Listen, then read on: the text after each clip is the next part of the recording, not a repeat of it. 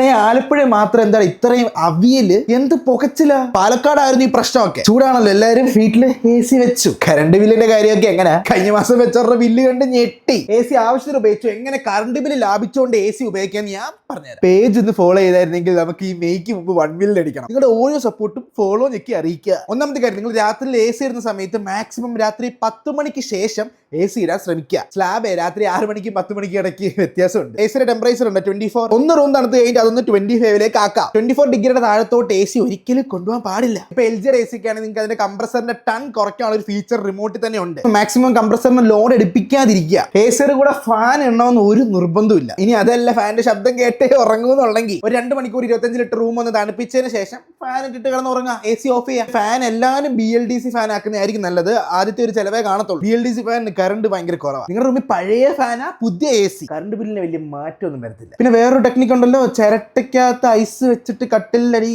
അതിപ്പോ വർക്കിംഗ് ആണോ? സപ്പോസ് ഇനി പുതിയ AC മേടിക്കാൻ പോകുന്നത് നിങ്ങൾക്ക് ബഡ്ജറ്റ് ഉണ്ടെങ്കിൽ 5 സ്റ്റാർ മേടിക്കുക. രാത്രി ഒരു 8 മണിക്കൂർ കൂടുതലൊക്കെ നിങ്ങൾ കിടന്ന് ഉറങ്ങുന്നുണ്ടെങ്കിൽ, അഥവാ ഇതുപോലെ 4 മണിക്കൂറൊക്കെ ഉപയോഗിക്കുന്നുണ്ടെങ്കിൽ 3 സ്റ്റാർ മതി. ഓരോ 3 മാസം കൂടുമ്പോൾ ACക്കകത്ത് ഫിൽറ്റർ എന്ന് പറഞ്ഞ സാധനം ഉണ്ട്, എയർ ഫിൽറ്റർ. അതൊന്ന് ക്ലീൻ ചെയ്യുക. അത് പ്രോപ്പറായിട്ട് ക്ലീൻ ആയില്ലെങ്കിൽ കൂളിങ്ങിനെ ബാധിക്കും. കൂൾ ആവാൻ കുറെ സമയം എടുക്കും. അതനുസരിച്ച് കറണ്ട് ബില്ലും കൂടും. അയച്ചു കൊടുക്കുക. ആർക്കാന്നറിയാലോ.